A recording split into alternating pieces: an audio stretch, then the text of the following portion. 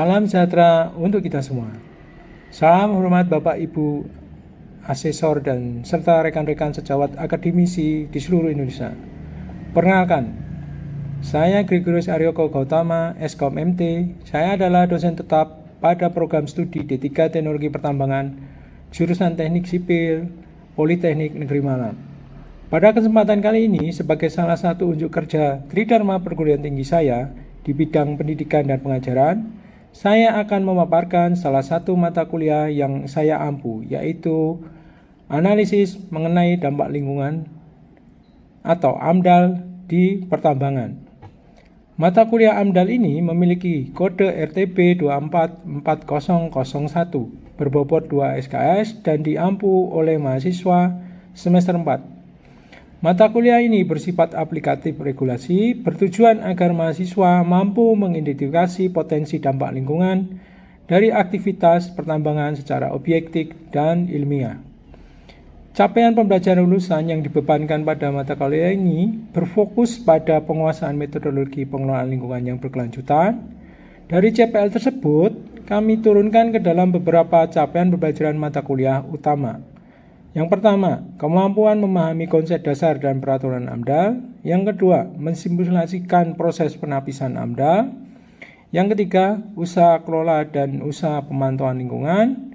Yang keempat, surat pengelolaan pemantauan lingkungan hingga mampu menyusun dokumen kerangka acuan AMDAL serta matriks dampak penting hipotetik dan evaluasi dampak potensial. Pembelajaran dilakukan dengan strategi inquiry dibantu media pembelajaran digital berbasis learning management system serta referensi utama dari literatur terkini mengenai analisis dampak lingkungan. Interaksi di kelas dihidupkan melalui metode diskusi kelompok, simulasi, serta pembelajaran kolaboratif.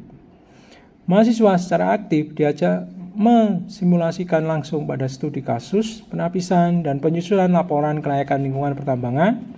Evaluasi hasil belajar diukur berdasarkan ketepatan penjelasan, penguasaan materi, serta kualitas hasil produk mahasiswa dalam pembuatan dokumen kerangka acuan AMDAL, UKL-UPL, dan laporan DPH-EPH.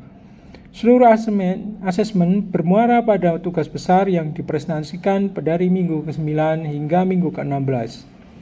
Sistem evaluasi mahasiswa berdasarkan case method melalui tugas besar sebesar 60%, nilai UTS 10%, nilai UAS 30%. Selanjutnya, mari kita saksikan bersama cuplikan proses perkuliahan real di kelas pada pokok pembahasan penapisan AMDAL. Baik, selamat pagi teman-teman. Assalamualaikum warahmatullahi wabarakatuh. Jumpa lagi dengan mata kuliah AMDAL. Kali ini kita akan membahas tentang penapisan AMDAL. Nah, sebelum kita membahas, kemarin kalian sudah ada 3 minggu kemarin kalian sudah membahas tentang apa itu AMDAL, kemudian hukum peraturan AMDAL itu seperti apa, kenapa AMDAL itu pentingnya. Untuk mereview sebelumnya, silakan kalian mengakses ini untuk saya melihat apakah kalian sudah memahami tentang AMDAL atau belum. Silakan di-scan barcode-nya, kemudian kalian silakan untuk menjawab pertanyaan.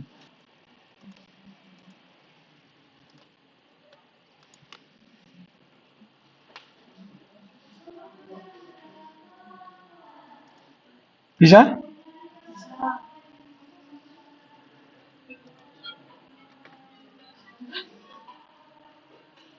Sudah? Oke, kalau di sini namanya unicorn penari, siapa namanya? Waduh, nilainya 100%. Wah, ya. Berarti Anda sudah memahami apa itu tentang AMDAL. Ya. Oke, selanjutnya kita akan membicarakan tentang penapisan. Kenapa harus ditapis AMDAL itu? Karena AMDAL itu untuk semua kegiatan yang berhubungan atau berdampak dengan lingkungan, ya. Itu adalah AMDAL. AMDAL itu yang berhubungan dengan ya atau yang berdampak dengan lingkungan. Nah, dari proses ini kita bisa tahu pentingnya penapisannya. Kenapa harus ditapis? Yaitu karena akan menentukan wajib AMDAL, wajib UKL-UPL atau hanya SPPL. UKL-UPL itu apa? Upaya pemantauan lingkungan. Kalau SPPL itu hanya surat pemantauan lingkungan. Ya. Kemudian kalau wajib AMDAL, AMDAL itu adalah analisis masalah dampak lingkungan. Nah, nanti di sini di proses penapisan itu kita harus mengetahui kriterianya, yaitu kriteria dengan skala dan besaran dan lokasinya. Lokasinya itu nanti apa, skalanya bagaimana, itu ada ketentuannya sendiri. Kita next, penapisan. Penapisan itu apa? Proses untuk menentukan rencana usaha dan atau kegiatan yang wajib memiliki AMDAL, UKL-UPL atau SPPL. Nah, itu adalah arti dari penapisan. Jadi dia adalah proses untuk menentukan apakah itu AMDAL, apakah itu UKL-UPL atau itu SPPL. Begitu ya. Rencana usaha dan kegiatan seperti apa yang wajib memiliki AMDAL? Tadi contohnya sonhorek. Apakah perlu AMDAL? Nah, menurut kalian perlu AMDAL. Tapi menurut peraturan, apakah perlu atau tidak? Kan begitu kan? Tidak bisa kita semerta-merta, wah kamu sonhorek harus AMDAL. Wah, sonhoreknya bisa bangkrut dulu baru ngurus AMDAL ya. Kan gitu. Ngeluarin duitnya lebih banyak daripada untuk sonhoreknya. Gitu ya. Bagaimana kriteria rencana usaha dan atau kegiatan yang menghasilkan dampak penting? Contoh ya tadi ya, kita bilang songhorek. Apakah dia mempunyai menghasilkan dampak penting? Dampak yang sangat luas dan berakibat terhadap lingkungan sekitar. Dampaknya sangat luas loh ya, bukan hanya sebelah kanan kiri, tapi dampak yang sangat luas. Kalau sonhorek lewat, nanti dia lewat rumah, kacanya pecah, nah itu apakah itu perlu AMDAL atau hanya UKL-UPL atau hanya SPPL? Oke, siapa yang melakukan penapisan ini? Yaitu dalam untuk menentukan rencana usaha yang wajib memiliki AMDAL, UKL-UPL atau SPPL, penanggung jawab usaha atau kegiatan melakukan proses penapisan secara mandiri. Jadi pengusahanya yang secara sadar itu melakukan penapisan. Bukan pemerintah atau bukan Pak Kades, bukan Pak Camat, bukan Pak RT, bukan Pak RW. Jadi pengusahanya sendiri yang secara sadar itu melakukan penapisan. Ya, jadi pengusahanya peduli lingkungan atau tidak itu bisa dilihat dari situ. Kalau misalnya di suatu usaha terus itu dampak besar di lingkungan, terus pengusahanya itu tidak mau melakukan wajib AMDAL atau UKL atau SPPL, itu warga-warga sekitarnya bisa mengajukan atau melaporkan? Melaporkan bisa, menuntut juga bisa. Menuntut ke Pemda atau Dinas Lingkungan Hidup setempat. Nah, nanti dinas akan ngecek, kamu punya AMDAL nggak? Izinnya kok kamu bisa dapat izin tanpa melalui AMDAL bagaimana? Tanpa melalui izin lingkungan bagaimana? Biasanya ada itu. Nah, itu kalau itu bisa dilaporkan. Siapa aja bisa dilaporkan. Apalagi sekarang Pak Presiden kan, Pak Prabowo, dia sangat peduli dengan lingkungan. Ya, kita tahu yang viral-viral kan, lingkungan banyak itu. Yang di Bandung itu yang bikin banjir, meskipun dia ada AMDAL-nya, ada izinnya, tetap ditutup. Nggak tahu itu kajiannya bagaimana, begitu kan? Ya, kalau usaha kita harus sadar diri. Kalau kalian besok jadi pengusaha, kita harus sadar diri. Bagaimana usaha kita akan berdampak dengan lingkungan atau tidak, gitu ya. Kemudian yang kedua, dalam penanggung jawab usaha atau kegiatan tidak dapat melakukan penapisan secara mandiri. Jadi kalau usahanya tidak bisa melakukan penapisan secara mandiri, itu bisa diserahkan ke Dinas Lingkungan Hidup atau organisasi yang membidangi lingkungan hidup provinsi atau perangkat daerah atau kabupaten. Jadi kalian bisa minta tolong ke Dinas Lingkungan Hidup sebagai pengusaha, begitu ya. Bagaimana cara melakukan penapisannya? Ini ada di lampiran 1 Peraturan Pemerintah Republik Indonesia Nomor 22 Tahun 2021 tentang penyelenggaraan perlindungan dan pengelolaan lingkungan hidup. KBLI yang bagaimana itu ada di Peraturan Menteri Lingkungan Hidup dan Kehutanan Nomor 4 Tahun 2021. Nah, karena kita di prodi pertambangan, jadi saya langsung ke KBLI yang sektor energi dan sumber daya mineral. Tahapan kegiatan eksplorasi batu bara, mineral logam, dan mineral logam. Contoh ini ya, KBLI nomor 05101, tahap kegiatan operasi produksi itu ada penambangan batu bara, dengan skala besaran yang wajib AMDAL adalah di atas 200 hektar. Ya, luas daerah terbuka untuk pertambangannya itu 50 hektar maksimal. Kemudian kapasitas produksinya 1 juta ton. Kalau hanya UKL-UPL itu luas perizinannya di bawah 200 hektar. Kemudian luas daerahnya terbuka itu di bawah 50 hektar. Itu kumulatif. Jadi dalam 1 tahun apakah bukaannya itu lebih dari 50 hektar. Gitu ya. Dan ini alasan ilmiahnya itu bisa dibaca di sini. Kemudian ini ada penambangan mineral, sektor energi, dan sektor logam. Luas perizinannya tetap di atas 200 itu wajib AMDAL. Luas daerah terbukanya itu 50 hektar. Kalau hanya UKL-UPL itu di luas perizinannya di bawah 200 hektar. Kemudian kapasitas produksi bijinya itu 300 ton. Ya. Per tahun. Ya, ingat per tahun, bukan per bulan ya.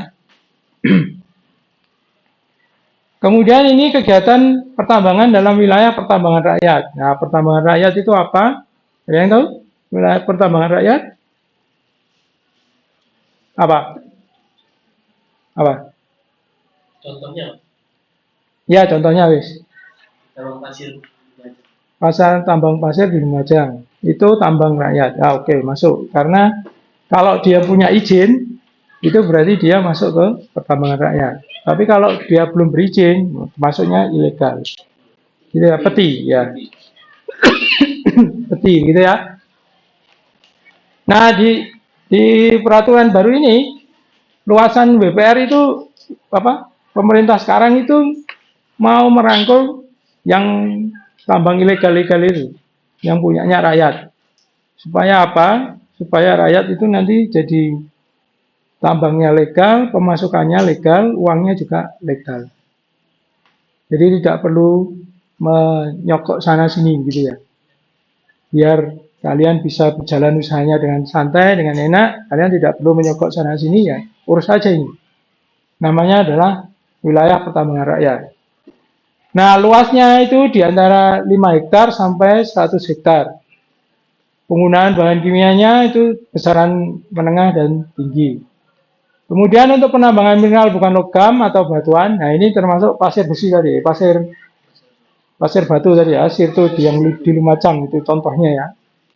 Luas perizinannya itu 200 hektar, itu perlu AMDAL. Kemudian luas perizinannya kalau hanya UKL-UPL itu di 5 hektar sampai 200 hektar.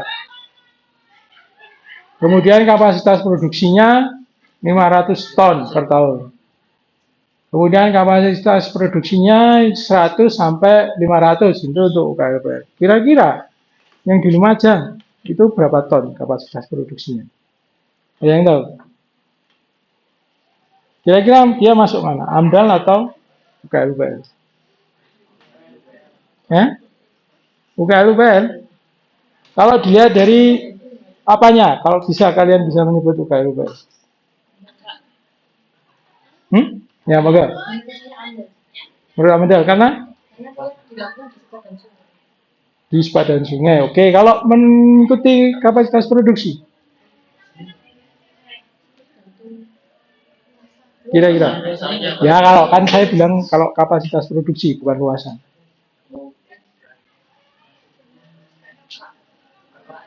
UKL 500 ton itu per tahun berarti itu berapa? 100 ton ya? 100 sampai 500 kan? 100 itu kalau bagi 12 berapa? 10 ya? 9 ton berarti ya? 8 ton ya? Kira-kira 8 ton bisa nggak? 8 ton dibagi densitasnya pasir itu berapa ya? 8 ton dibagi dulu 4.000 berarti ya? Sekitar 4.000-an ya? 4.000 meter kubik berarti ya? Nggak bisa sih. Tapi nanti bisa dilihat. Nah, kemudian setelah itu ada penambangan mineral bukan jenis logam tertentu. Luas perizinannya 5 hektar. Ini khusus untuk pertambangan rakyat ya. Ini luas perizinannya 5 hektar, 50 hektar. Kemudian setelah itu, nah ini nanti kalau ada perizinan di bawah 5 hektar itu tidak perlu.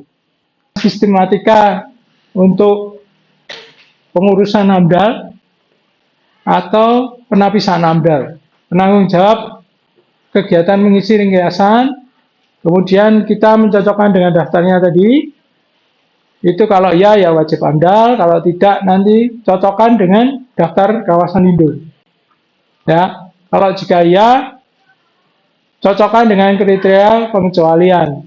Kalau tidak masuk di kriteria pengecualian, berarti dia masuk UKL. Jika tidak, dia wajib AMDAL. Ya. Contohnya seperti ini ya, PT ABC mendapatkan proyek pembangunan gedung di kantor milik PT DF di lahan seluas 5.000 meter persegi dan luas lahan terbangun 2.500 meter persegi terdiri dari 5 lantai.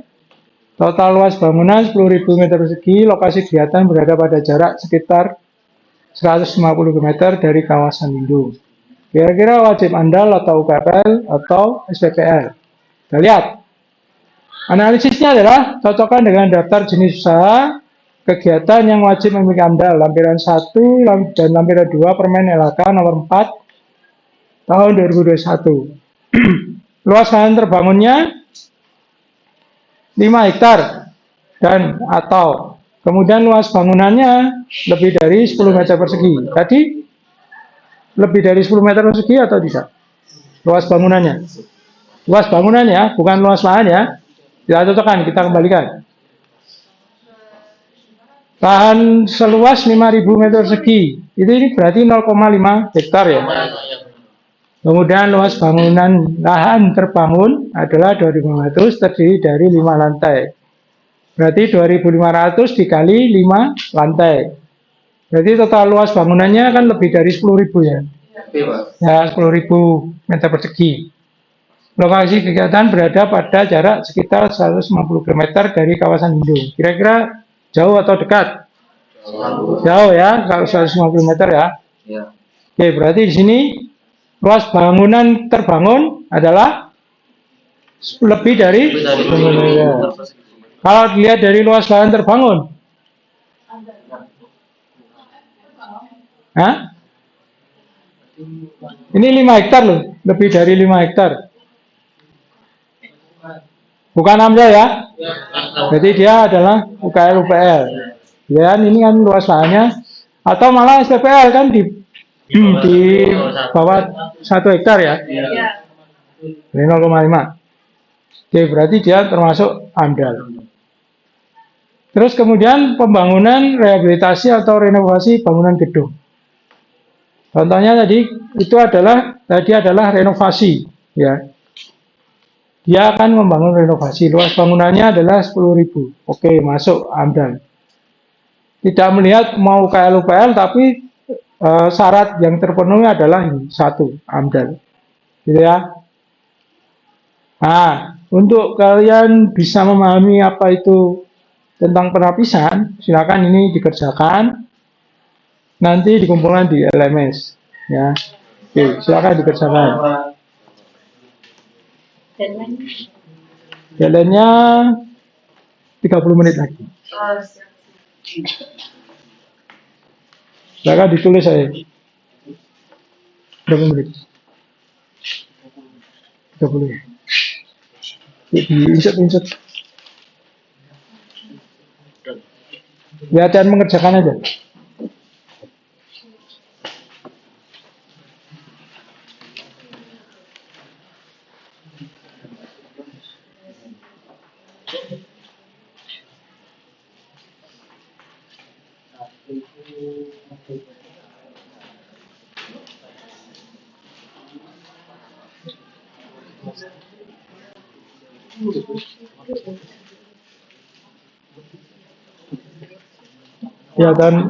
Kelihatan mengerjakan aja wis nggak apa nggak usah ditulis.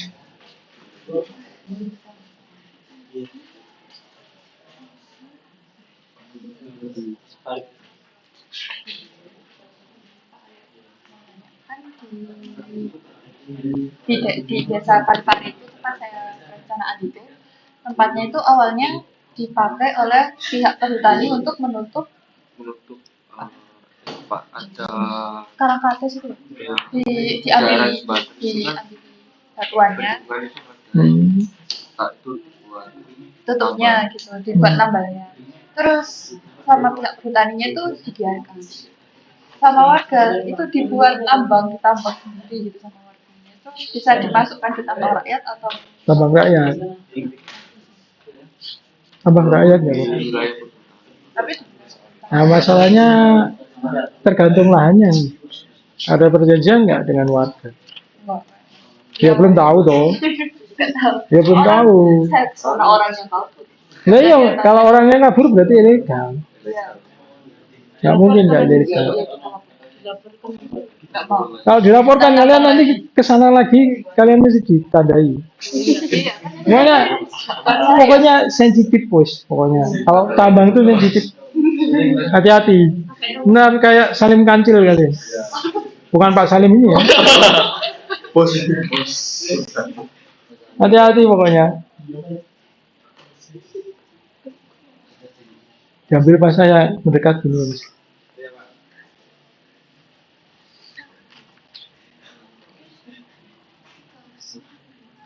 Oke, sudah?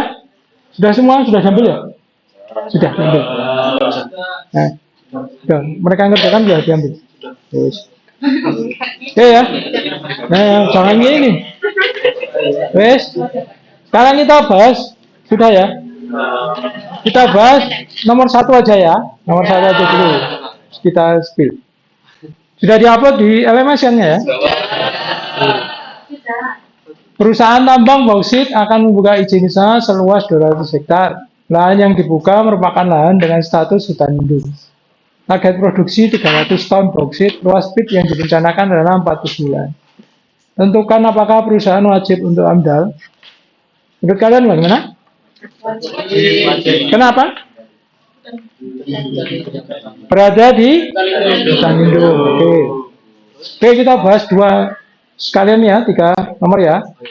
Seorang pengusaha ingin membuka tambang privat dengan izin usaha 199 hektar. Luas lahan yang dibuka untuk pertambangan 51 hektar. Ia berada di 20 meter dari sepadan sungai. Target produksinya yaitu 100.000 ton. Tentukan apakah pengusaha wajib AMDAL, UKL, SPPL. Jelaskan. Kenapa kira-kira? Ada yang tahu? Lokasinya ada di sepadan sungai. Oke. Berarti dia termasuk di hutan lindung, gitu ya. Masyarakat desa melihat potensi mangan sekitar desa sangat tinggi, kemudian ingin menggali potensi tersebut. Masyarakat mendirikan koperasi untuk mengurus surat izin usaha pertambangan. Sekitar potensi mangan tidak ada hutan lindung seperti yang dimaksud dalam peraturan. Apakah masyarakat wajib mengurus AMDAL, UKL, UPL, SPPL? Ada yang tahu? Dia wajib mengurus apa?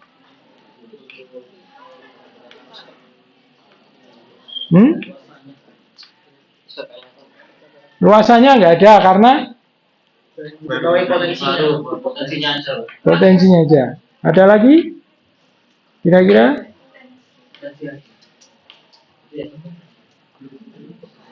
Belum mulai usahanya. Belum mulai usaha. Iya benar. Aktivitas pertambangan. Iya. Oh, kita bahas dulu ya. Mangan adalah jenis mineral apa? Jenis apa? Jenis komoditas apa? Non-logam. Kemudian mendirikan koperasi atau BUMD.